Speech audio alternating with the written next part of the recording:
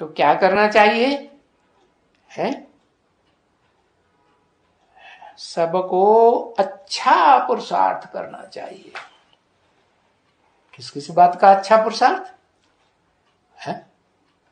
कौन कौन सी बातों का अच्छा पुरुषार्थ है? अरे इतनी देर लगाते। अरे 4 ही तो सब्जेक्ट हैं। ज्ञान, ज्ञान की गहराई में जाना, ऐसे नहीं कि बाप ने बताया है कि चक्कर घुमाओ, चक्कर घुमाओगे तो चक्रवर्ती राजा बनोगे। तो बस चक्कर घुमाया, क्या सतयुग त्रेता द्वापर कलयुग संगम युग, सतयुग त्रेता द्वापर कलयुग संगम युग। अरे ये तो जो जो बेसिक नॉलेज दी बस उसी में बैठे रहे। तो फिर वो बताया क्या कि बच्चा होता है वो बाप की प्रॉपर्टी की वृद्धि करता है या जो है सो ही बनी रहे, या जो है सो भी गंवाए दे है? बच्चा अच्छा कौन सा? बाप का। बाप का वो अच्छा बच्चा जो बाप की प्रॉपर्टी, बाप की क्या प्रॉपर्टी पता चला है? हाँ, ज्ञान की प्रॉपर्टी है ना। तो जो ज्ञान की प्रॉपर्टी बाप के पास है और जो बाप आकर के देता है अखूट ज्ञान का भंडार, तो उसको वृद्धि करना है या बस जितना है उतना ही? बाप ने बताया तुम आत्मा हो, आत्मा समझो और आत्मा समझ बाप को याद करो। अब ये तो बेसिक नॉलेज हो गई। ब्रह्मा के द्वारा क्या मिला? बेसिक नॉलेज मिली ना। तो ये बेसिक नॉलेज जो है उसको कोई कोई बच्चे होते हैं क्या बेसिक नॉलेज को वृद्धि कर देते हैं ना। वृद्धि कैसे करेंगे? पढ़ाई पढ़ते रहेंगे तो वृद्धि होगी, और पढ़ते नहीं रहेंगे तो फिर वृद्धि नहीं होगी। रुलेंगे पिलेंगे तो होंगे खराब, लिखेंगे पढ़ेंगे तो होंगे नवाब। तो फिर तो प्रजा ही बनेंगे ना, प्रजा में गरीब बनेंगे। तो क्या करना चाहिए? बाप की जो प्रॉपर्टी है ज्ञान, उसकी वृद्धि करनी चाहिए। कैसे करेंगे है? हाँ, वो भी बता दिया। तुम बाप को जितना याद करेंगे, सूक्ष्म है ना, सूक्ष्म ते सूक्ष्म आत्मा कौन है? Shiv supreme soul. तो उसको जितना याद करेंगे, चलो सूक्ष्म में नहीं याद आता तो जिसमें प्रवेश करता है वो तो साकार है, बड़ा रूप है, और उसको याद करो। वो भी तो बाप समान बनेगा ना, ये तो जान लिया ना। तो उसको याद करो। तो प्रैक्टिस करते करते सूक्ष्म रूप भी याद आने लगेगा, याद आएगा ना। तो प्रैक्टिस तो पड़ेगी ना एक को याद करने की। तो बताया जितना सूक्ष्म बुद्धि बनेगी उतना ज्ञान की गहराइयों में तुम जास्ती जा सकेंगे। क्या बनना है? सूक्ष्म बुद्धि या भैंस बुद्धि है? सूक्ष्म बुद्धि बनेंगे। तो बताया, तो देखो पुरुषोत्तम माना ही कलयुग का अंत। जब पुरुष रूप आत्माएं के बीच में जो उत्तम ते उत्तम पुरुष है वो प्रत्यक्ष हो जाए। तो ये तो बच्चों को मालूम है कि उत्तम ते उत्तम पुरुष कौन है। कौन कौन? अरे एक एक अक्षर लिख दो, पता लग जाएगा कि हाँ है।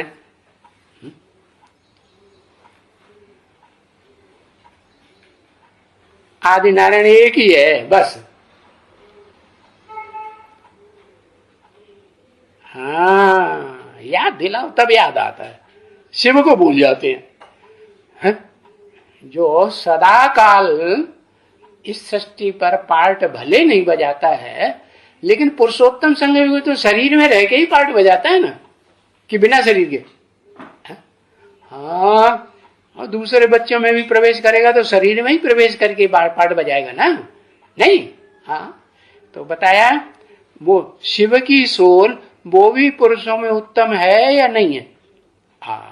और ये बात गीता में भी बताई है क्या, कि वास्तव में असली रूप में पुरुषों में उत्तम तो supreme soul heavenly God Father Shiv ज्योति बिंदु ही है, जो अकर्ता भोक्ता है, अगर्भा है, वो ही है।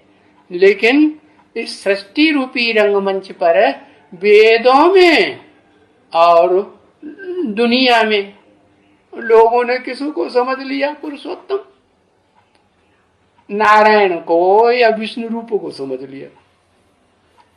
तो क्या वो सदाकाल रहता है? पुरुषों में उत्तम देह की याद में नहीं रहता। देह की याद आ जाती है, एक जन्म में देह की याद पुरुषार्थी जीवन में आती है कि नहीं।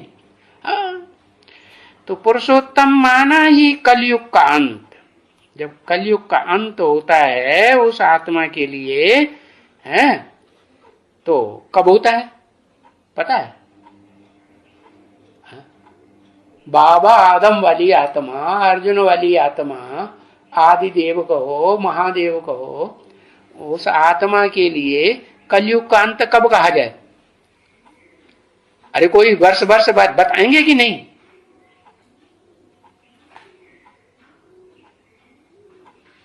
(1976) में कलयुग का अंत हो जाता है उसके लिए। कलयुग माने पाप कर्म न बने, पाप कर्म करना बंद कर देती है। अब सौगुना बोझा चढ़ता है कि नहीं?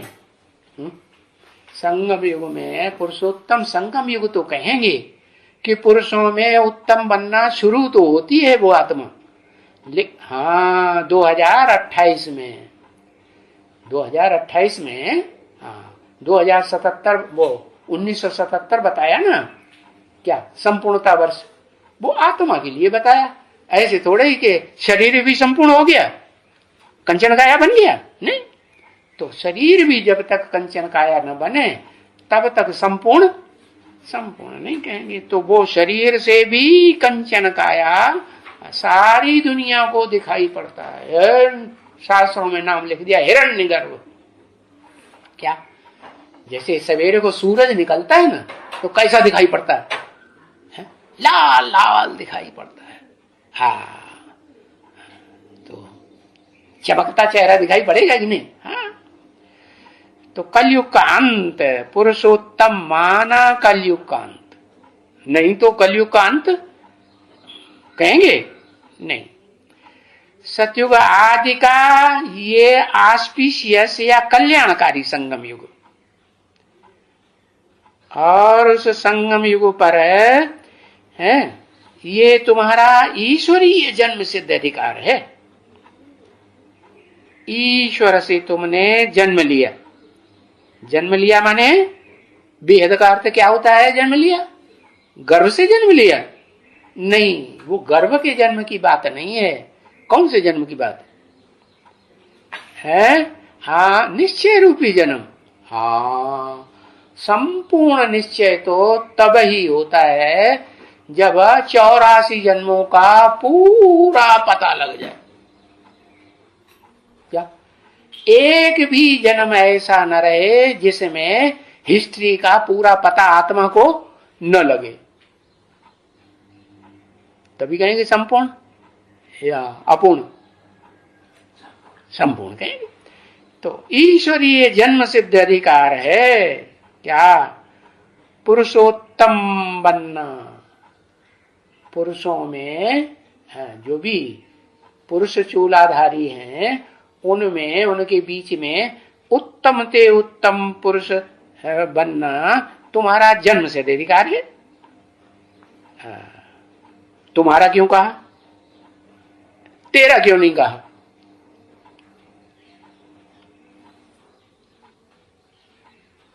है तेरा क्यों नहीं कहा? आदि लक्ष्मी और आदि नारायण दो है ना, तो पहले तो वो ही बनेंगे ना, नहीं बनेंगे? तो बताया थोड़ा है, 1 सेकंड का अंतर हो सकता है, लेकिन क्योंकि पहले पुरुष का जन्म नई दुनिया में, फिर स्त्री चोले वाले का जन्म। ईश्वरी जन्म से अधिकार है जो अब विनाश के पहले तुम पा सकते हो। किसका विनाश? इस सारी दुनिया का विनाश होने के पहले ही तुम पा सकते हो। हाँ, सेकंड में, सेकंड अक्षर भी लिख सकते, बाद हमारा ये शरीर ही कंचन बन जाएगा। वो तो स्थूल कपड़े बदलते हैं, नए नए बनाते हैं, लेकिन वास्तव में हमें तो खुशी होनी चाहिए। हम कोई स्थूल कपड़े की तो बात करते नहीं, हम तो बेहद के बच्चे हैं, आत्मा हैं, चैतन्य हैं, तो चैतन्य कपड़ों की बात करेंगे ना। है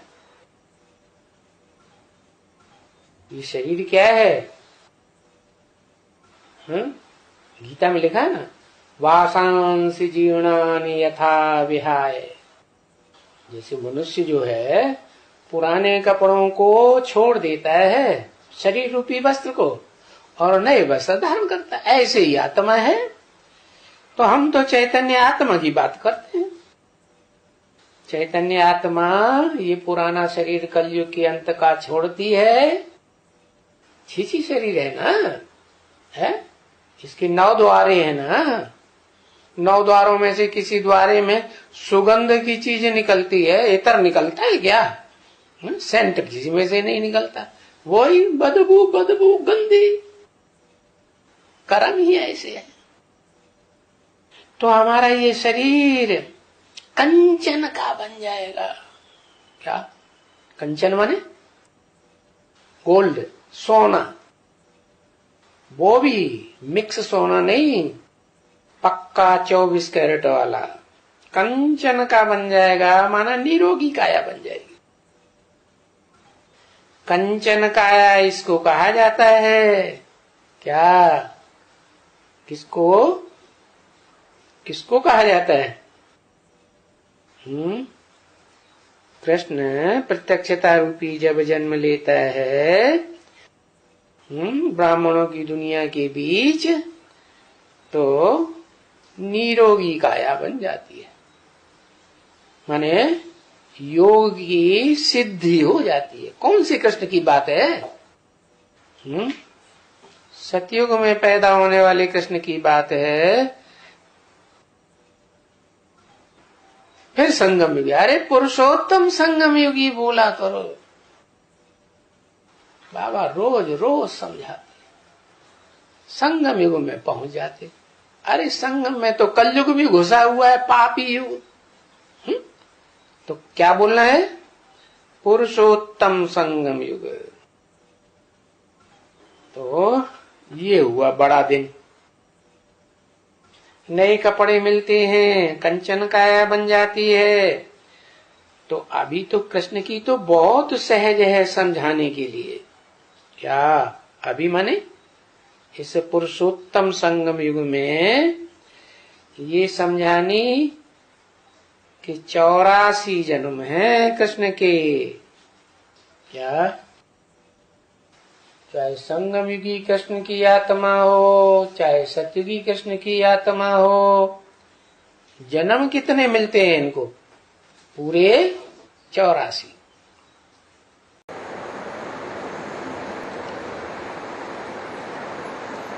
पा तो लिया, जान लिया, मान लिया, समझ लिया, लेकिन मुरली में शिव बाप ने एक शर्त रख दी है। पता है क्या शर्त है? हैं? हैं? नहीं, वो तो ठीक है, नंबरवार बनेंगे। असली बात है कि एक से सुनना चाहिए,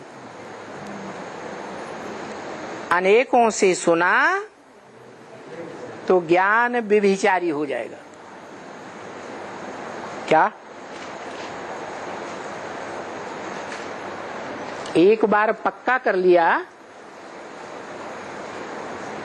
अंजाम कर लिया कि हमें ऊंचे से ऊंचा भगवंत मिल गया, पाना था सो पा लिया, फिर उसके अलावा और किसी आत्मा की बातों में अगर आ गए, हाँ ये बात तो हम भी सोच रहे थे, ये तो बात बिल्कुल ठीक है, और अनुमोदन कर दिया। जो भक्ति मार्ग में कहते हैं सदगुरु निंदा सुनिए न काना, होय पाप गौ घात समाना। क्योंकि वो हमारा बाप भी है, वो हमारा टीचर भी है, और वो ही हमारा सदगुरु भी है। तो एक बार स्वीकार कर लिया, मान लिया, जान लिया, दुनिया के सामने हामी भी भरते रहे। क्या? कौन मिल गया हमको? है ऊंचे से ऊंचा भगवंत मिल गया। फिर दूसरी आत्माओं ने जो कुछ सुनाया उससे प्रभावित हो गई। क्या? उन बातों से प्रभावित हो गए। प्रभावित माना प्रजा। एक बार भी अगर प्रभावित हुए तो प्रजा, प्रकृष्ट रूपेण जा माने जन्म, प्रकृष्ट रूपेण जन्म लेने वाले अव्वल नंबर की आत्मा नहीं रहेंगे। क्योंकि 84 जन्मों में जो अव्वल नंबर का हमारा जन्म है वही तो सबसे श्रेष्ठ है। फिर हम दूसरों की बातें सुनने लगे तो उससे क्या साबित हुआ? रज रज के सुनने लगे और दूसरों को सुनाने भी लगे। क्या? दूसरों को सुनाने भी लगे। तो अंजाम क्या होता है? निश्चय बुद्धि रहे या अनिश्चय बुद्धि होना शुरू हो गए? अनिश्चय बुद्धि विनश्यते। वो अव्वल नंबर का जो पहले जन्म का पार्ट है जो जल्दी ही खुल जाना चाहिए, वो बुद्धि में बैठ नहीं सकता। विनश्यते, वो पार्ट विनाश हो गया।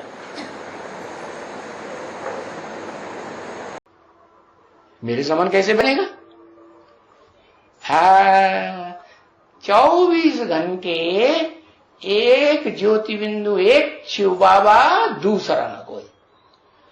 अगर 24 घंटे में एक मिनट भी, एक सेकंड, 2-4 सेकंड भी कोई दूसरा देहधारी आ गया याद, तो कहेंगे बाप समान बना है? नहीं बना। तो उसको शास्त्रों में नाम दे दिया है मृकंड। मृ माने मरने वाला, मरा माने मरना, और कंड माने खुश होने वाला। काहे में खुश होता है? भाई मर जाओ इस शरीर से, क्या करो? ये शरीर ही खलास। तो जो शरीर ही खलास, कौन सा शरीर? तमो प्रधान शरीर खलास, या रजो प्रधान शरीर खलास, या जो एकदम सत्व प्रधान शरीर बनेगा वो खलास। है तमो प्रधान रजो प्रधान, वो शरीर खलास हो जाए, बीमारी बीमारी वाला निरोगी कंचन काया बने, है क्या, तो उसको कहेंगे शिव बाबा। और ऐसी स्टेज जब आती है उस एक आत्मा जो मनुष्य सृष्टि का बाप है, जिसे आदम कहा जाता है, तो उसमें सात्विकता की प्रधानता रहती है या नहीं रहती है कि एकदम सत्य ही हो जाता है, सत्य हो जाता है। अच्छा, हाँ, समान कहेंगे तो तभी समान कहेंगे कि सत्य इस सृष्टि पर आता है, उसे सत्य प्रधान नहीं कहेंगे। शिव को सत्व प्रधान कहेंगे, प्रधान नहीं कहेंगे। प्रधान माने कुछ न कुछ रजो और तमो का कुछ न कुछ अंश तो है, लेकिन जिसमें प्रवेश करता है, हाँ, उसको ऐसी स्टेज 1 सेकंड की जरूर अनुभव होती है। कौन सी? 1 सेकंड के लिए वो निराकारी बन जाता है कि ज्यादा समय के लिए निराकारी धाम में रहेगा, है, निराकारी वातावरण में रहेगा, निराकारी घर में रहेगा, रहेगा नहीं रहेगा। तो बताया वो इस सृष्टि रूपी रंगमंच पर 500-700 करोड़ मनुष्य आत्माएं जब तक इस सृष्टि पर पार्ट बजाती हैं, तब तक उसे पार्ट बजाना है कि नहीं है? हाँ, प्रजा पिता है तो प्रजा का पिता तो प्रजा के साथ इस सृष्टि पर होना ही चाहिए, नहीं होना चाहिए? हाँ, होना ही चाहिए। तो छोटी मोटी रात्रि नहीं, कहीं तो माघ मास की रात्रि बनाते हैं, कहीं फागुन मास में रात्रि बनाते हैं, जबकि जिन दिनों बहुत ठंड पड़ती है। क्या है ये पुरुषार्थी जीवन की ठंडी? सारी दुनिया में सबका पुरुषार्थ चौपट हो जाता है, ठंडा हो जाता है। कुछ भगवान भगवान नहीं, कुछ विनाश विनाश नहीं होना है, बस सब ठंडे होके बैठ जाते हैं। तभी प्रत्यक्षता होती है सूर्य की। तो वो भी बताना है कि जब सवेरे को सूर्य उदय होता है तो नींद कैसी बढ़िया आती है सबको। बढ़िया आती है कि घटिया आती है? बहुत गहरी नींद आती है। तो ये बेहद की बात है कि बेहद का ज्ञान सूर्य जब इस संसार में प्रकटता है तो जो अच्छे अच्छे पुरुषार्थी होते हैं, इसे कहते हैं ना, ऋषि मुनि सन्यासी अमृत वेले सवेरे ही जाग करके पुरुषार्थ करते हैं, बाकी सब सोते रहते हैं। तो वो भी बताना है कि शिवरात्रि किसको कहते हो? है ऐसी अज्ञान अंधकार की रात्रि जिसमें शिव माने कल्याण ही कल्याण भरा हुआ है। उसी शिवरात्रि में ही शिव प्रत्यक्ष होते हैं। बाकी ये जरूर है कि विदेशी लोग रात्रि के 12 बजे से मनाते हैं शिवरात्रि, वो घोर अंधकार की रात्रि। और भारत के लोग कहते हैं कि सूर्य उदय का जो टाइम है वो वास्तव में 4-5 के बीच होना चाहिए, और होता भी है। भारत में तो 4-5 बजे सूर्य उदय होता है ना, तो सवेरे को सूर्य उदय होता है। रात्रि के 12 बजे कोई ज्ञान सूर्य थोड़ा ही उदय होता है। इसलिए आज सुनाते रहें, और हम सुनाते ही रहे और तुम याद करो ही नहीं। क्यों?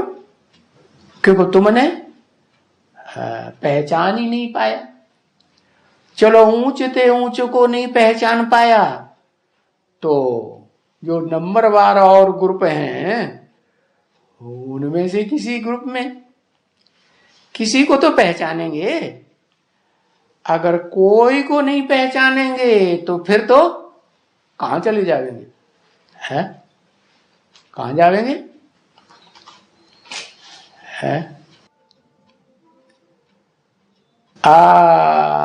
वो ग्रुप में चले जाएंगे जो किसी धर्म को, धारणा को, बाप को, जो धर्म स्थापन करने वाले, आस्तिक और साकार के मेल को जानने वाले बाप हैं, उनको पहचानेंगे ही नहीं। जब किसी को नहीं पहचानेंगे, कोई ग्रुप को, तो कहेंगे अब वो आत्माएं हैं तो बाप के सन्मुख, तो कहां आवेंगी? बाप के सन्मुख हैं तो कहां आवेंगी? है स्वर्ग में तो आवेंगी, लेकिन कहां जावेंगी स्वर्ग में? वहां भी तो पीढ़ियां हैं, वहां भी तो स्वर्ग भी तो सैमी स्वर्ग है और असली स्वर्ग है, और उसमें भी फिर पीढ़ियां हैं। तो लास्ट में जाकर के थोड़ा सुख भोगेंगे, और फिर वही देह अभिमानी धर्म पिताओं की दुनिया में। तो देखो, तुम याद की यात्रा में अच्छी तरह से रहो। चलो, कोई तो बाप होगा, ऊंच ते ऊंच बाप के ऊपर पक्का निश्चय नहीं बैठ पाया, नहीं बैठता है, तो ऐसे तो नहीं कोई बिना बाप के टपक पड़ता है इस दुनिया में। बाप तो होता ही है ना। तो जो भी जिसका बाप है वो भी तो बिंदी ही होगा ना। तो तुम बिंदी समझो, उस बाप को याद करो, अच्छी तरह से मेहनत तो कर लो याद की है। अपनी आत्मा को याद करेंगे तो तुम्हारा बाप भी, जो भी होगा, जिस ग्रुप का भी होगा, वो तुम्हें याद आवेगा। बाकी हम